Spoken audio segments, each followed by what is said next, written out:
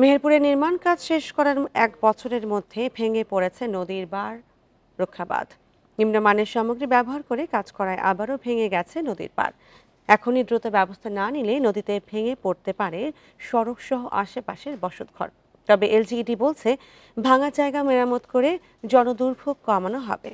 Bundle থাকলে প্রতি সেনমানিতে টাকা বাঁচবে। বিকাশ সেনমানি বান্ডেল কিনে জিতুন প্রতি লেনদেনে।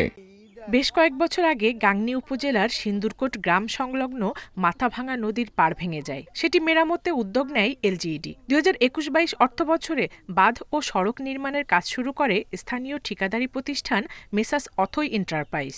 নির্ধারিত সময়ে কাজ শেষ করতে পারেনি ঠিকাদার প্রতিষ্ঠানটি। পরবর্তীতে এ প্রকল্পের ইউড্রেন না করেই বিল উত্তোলন করে চলে যায় অথই এন্টারপ্রাইজ।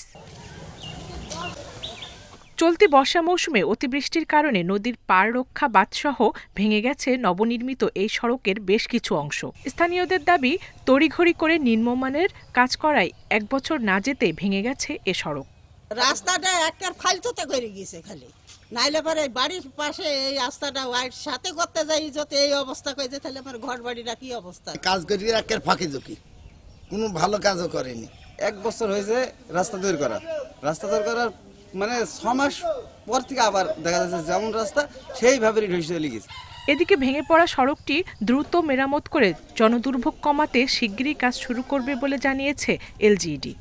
অতি বর্ষণে রাস্তার কিছু অংশ ভেঙে যায় এবং এটা দ্রুত মেরামত করে জনগণের যাতে দুর্ভোগ কমানো যায় সে ব্যবস্থা আমরা এলজিইডি কর্তৃক আমরা গ্রহণ করবো ইনশাআল্লাহ। খুলনা বিভাগ পল্লী অবকাঠামো উন্নয়ন প্রকল্পের আওতায় নদীর পাড় রক্ষা বাঁধসহ সড়ক নির্মাণের ব্যয় ধরা হয় ৬৬,৯৩,০০০ টাকা। Independent news.